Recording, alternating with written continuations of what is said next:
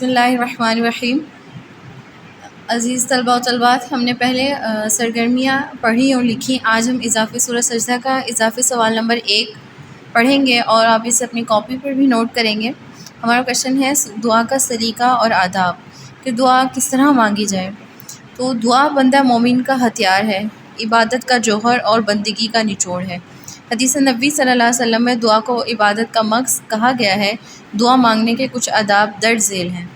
پہلے اللہ تعالیٰ کی حمد و ثنا کرے، حضرت محمد صلی اللہ علیہ وآلہ وسلم پر درود و سلام بھیجے۔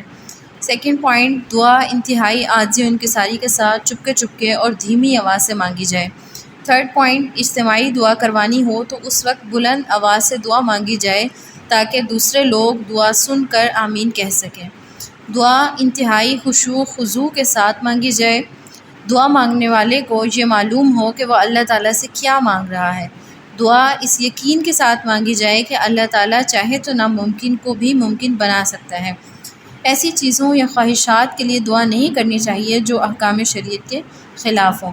اپنے ساتھ ساتھ دوسروں کے لیے بھی دعا مانگنی چاہیے۔ تو یہ ہمارے پوائنٹس ہیں جو دعا مانگنے کے آداب ہیں، تو یہ جو ہے آپ نے یاد کرنے ہیں اور لکھنے بھی ہیں۔